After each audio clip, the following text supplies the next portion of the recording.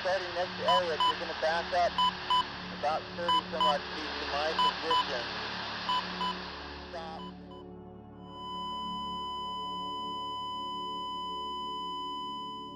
Light year के पहले video में हमने देखा कि स्पेस में लाइट कैसे ट्रैवल करता है, लाइट की स्पीड कितनी है और लाइट ईयर क्या है। अगर आपने मेरा ये वीडियो नहीं देखा होगा तो इसे ज़रूर जाकर देखें, वीडियो का लिंक डिस्क्रिप्शन बॉक्स में दिया है। और उस वीडियो को हमने एक सवाल के साथ छोड़ा था कि अंतरिक्ष में मौजूद दो चीज़ों के बीच के अंतर को स्पेस साइंटिस्ट कैसे गिनते हैं, क्योंकि एक तारे से दूसरे तारे तक मेजरिंग टेप को फैलाना तो नामुमकिन है। कोई तारा या गैलेक्सी धरती से कितनी दूरी पर है, यह आखिर कैसे पता चलता है। चलिए आज के इस वीडियो में हम इस चीज़ को समझते हैं। लेकिन हर बार की तरह वीडियो शुरू करने से पहले एक सवाल, एस्ट्रोनॉमिकल यूनिट क्या है और इसका इस्तेमाल कहाँ होता है। इसका जवाब है वीडियो के अंत में, तो अंत तक बने रहिए। दोस्तों, अंतरिक्ष में मौजूद चीज़ों के अंतर को गिनने के लिए कई सारी तकनीकों का इस्तेमाल होता है। इनमें से सबसे पहली और आसान तकनीक है radar, radio detection and ranging. Radar हम सभी ने कहीं ना कहीं तो ज़रूर देखा है। युद्ध में दुश्मन के हवाई जहाज़ों या मिसाइलों का पता लगाना हो, मौसम के अनुमान लगाने हो या दूर से ही किसी वाहन की स्पीड का पता लगाना हो, रडार का इस्तेमाल कई जगहों पर होता है। रडार रेडियो वेव्स की मदद से काम करता है, जिनकी स्पीड लाइट की स्पीड के बराबर होती है।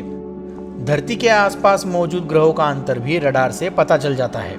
इसके लिए रडार से रेडियो वेव्स छोड़ी जाती है। ये वेव्स अंतरिक्ष में किसी चीज़ से टकराकर परावर्तित होती है और धरती पर लौट आती है।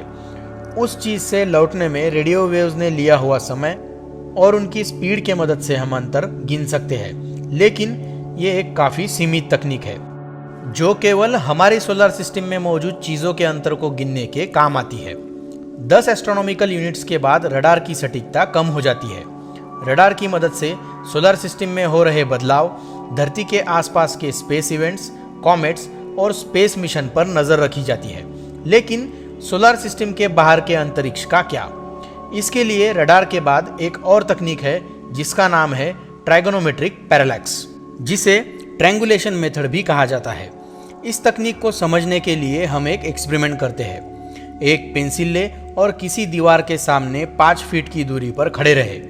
पेंसिल को अपनी आंखों की सीध में आंखों से 3 फीट की दूरी पर आपके और दीवार के बीच में रखें। इसके बाद दाहिनी आंख बंद करके केवल बाईं आंख से पेंसिल को देखें और बाद में बाईं आंख बंद करें और दाहिनी आंख खोलकर पेंसिल को देखें। आप ये अनुभव करेंगे कि पेंसिल एक जगह से दूसरी जगह सरक गई है, यानी कि पेंसिल ने अपनी स्थिति को बदला है। हालांकि ये भौतिक रूप से नहीं हुआ है और केवल हमारी आंखों की बदली हुई स्थिति के वजह से ऐसा हुआ है। और इसी तकनीक तथा भूमिति की मदद से हम पेंसिल और हमारे बीच के अंतर को जान सकते हैं। यही है ट्राइगोनोमेट्रिक पैरेलैक्स। अब देखते हैं कि ये अंतरिक्ष में कैसे इस्तेमाल होता है। धरती से दूर मौजूद तारों का अंतर मापने के लिए तारों की स्थिति में हो रहे बदलाव से उनके धरती से अंतर का अंदाज़ा लगाया जाता है। लेकिन यहाँ केवल आंखों से काम नहीं चलता और ना ही आप धरती पर 2 अलग अलग जगहों पर टेलीस्कोप लगाकर इसे जान सकते हैं, क्योंकि धरती का आकार अंतरिक्ष के मुकाबले काफ़ी छोटा है। इसीलिए धरती सूरज के जो गोल चक्कर लगाती है, उस ऑर्बिट में हो रहे धरती की स्थिति की बदलाव की मदद से हम इसका पता लगाते हैं। मतलब कि किसी तारे की एक पोजीशन हमने अगर जनवरी में ली है तो उसकी अगली पोजीशन तब ली जाती है जब धरती सूरज का आधा गोल चक्कर काट ले, यानी कि जुलाई में, और तब जाकर एक ट्रायंगुलेशन पूरा होता है। लेकिन इस तकनीक की भी कुछ सीमाएं हैं। जितना अंतर आपकी आंखों और पेंसिल के बीच में होगा, उसके विपरीत पेंसिल अपनी जगह से सरकेगी।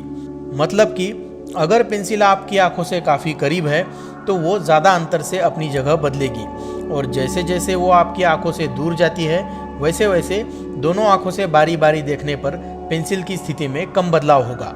और अगर पेंसिल को काफ़ी दूर रखा जाए तो स्थिति में आया बदलाव ना के बराबर होगा। इससे तात्पर्य यह है कि इस तकनीक से केवल नज़दीक की चीज़ों का अंतर ही पता चलता है और अंतरिक्ष में ये सीमा 400 लाइट ईयर्स है। तो फिर से यही सवाल उठता है कि अगर अंतरिक्ष में मौजूद चीज़ें 400 लाइट ईयर से अधिक दूरी पर है तो क्या? इसके लिए एक और तकनीक का इस्तेमाल होता है जिसका नाम है स्टैंडर्ड कैंडल्स। आपको ये तो पता ही होगा कि जैसे जैसे आप किसी लाइट सोर्स से दूर जाते हैं वैसे वैसे उस लाइट सोर्स की ब्राइटनेस कम होती जाती है। उदाहरण के लिए एक मोमबत्ती को किसी अंधेरी जगह में जलाए और धीरे धीरे उससे दूर जाए। जैसे जैसे आप दूर जाएंगे आपको मोमबत्ती से कम प्रकाश मिलेगा और काफ़ी दूर जाने पर आपको मोमबत्ती की लौ टिमटिमाती नजर आएगी। और अगर आपको मोमबत्ती की इंट्रिंसिक ब्राइटनेस या ल्यूमिनोसिटी यानी कि आंतरिक चमक का पता है तो आप कम हुई ब्राइटनेस के अनुपात में बढ़े हुए अंतर को गिन सकते हैं। अब जानते हैं कि ये तकनीक अंतरिक्ष में कैसे अप्लाई होती है। सिफिड वेरिएबल ऐसे तारे हैं जो काफ़ी अस्थिर होते हैं और आकार में ये हमेशा कम या ज़्यादा होते रहते हैं। इसी के हिसाब से इनकी ब्राइटनेस भी कम अधिक होती रहती है। प्रकाश के एक किरण में 7 अलग अलग रंग है और इन 7 रंगों की वेवलेंथ अलग अलग है। इसीलिए हर रंग अलग अलग दूरी तय करता है, जिस कारण सिफिड वेरिएबल्स जैसे जैसे ब्राइटनेस बदलते हैं वैसे वैसे उनका रंग भी हमें बदला हुआ नजर आता है। सिफिड वेरिएबल की रंग बदलने की गति के विपरीत उनकी इंट्रिंसिक ब्राइटनेस होती है, यानी कि जो तारा जितने धीमे रंग बदलता है उसकी इंट्रिंसिक ब्राइटनेस भी उतनी ही ज़्यादा होती है। और इसकी सहायता से सिफिड वेरिएबल तारों की इंट्रिंसिक ब्राइटनेस का पता लगाया जाता है और साथ ही उनके धरती से अंतर का भी। सिफिड वेरिएबल को एक स्टैंडर्ड कैंडल की तरह इस्तेमाल किया जाता है।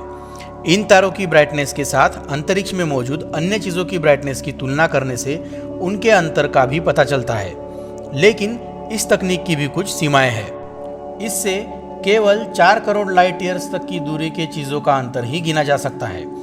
इस अंतर के बाद सिफिड वेरिएबल की ब्राइटनेस काफ़ी ज़्यादा कम हो जाती है और वो धुंधले हो जाते हैं, जिस वजह से ब्राइटनेस का सही अनुमान लगाना मुश्किल हो जाता है।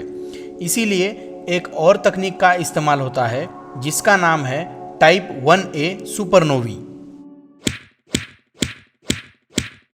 सुपरनोवी अंतरिक्ष में होने वाला एक काफ़ी बड़ा विस्फोट है जो किसी तारे की डेथ पर होने वाला एक इवेंट है। ये विस्फोट इतना बड़ा होता है कि मरने वाले तारे की ब्राइटनेस एक गैलेक्सी जितनी बढ़ जाती है और हर टाइप 1A सुपरनोवी की इंट्रिंसिक ब्राइटनेस एक जैसी होती है। इनकी ल्यूमिनोसिटी सूरज की चमक से 400 करोड़ गुना ज़्यादा होती है और एक सिफेलिक वेरिएबल की चमक से 1 लाख गुना। इसी सुपरनोवी को एक स्टैंडर्ड कैंडल की तरह इस्तेमाल करके उनके आसपास की चीज़ों के अंतर का पता लगाया जाता है। लेकिन इसमें भी एक बड़ी समस्या है। सुपरनोवी का होना काफ़ी ज़्यादा अनिश्चित है। एक काफ़ी बड़ी गैलेक्सी में भी औसतन 100 सालों में एक सुपरनोवी इवेंट होता है। इसीलिए एक और तकनीक भी है और वो आज तक की सबसे कारगर तकनीक मानी गई है। लेकिन इस तकनीक को हम किसी और वीडियो में देखते हैं। अब आते हैं हमारे आज के सवाल पर। एस्ट्रोनॉमिकल यूनिट क्या है? लाइट ईयर की तरह ही एस्ट्रोनॉमिकल यूनिट अंतरिक्ष में अंतर गिनने का एक मानक है। सूरज और धरती के बीच के अंतर को एक एस्ट्रोनॉमिकल यूनिट माना गया है, जो कि 15 करोड़ 20 लाख किलोमीटर है। और सौर मंडल का सबसे आखिरी ग्रह प्लूटो सूरज से 39.5 एस्ट्रोनॉमिकल यूनिट के अंतर पर है। तो दोस्तों, यही है आज की वीडियो का अंत। मिलते हैं मेरे अगले वीडियो में एक और इंटरेस्टिंग टॉपिक के साथ।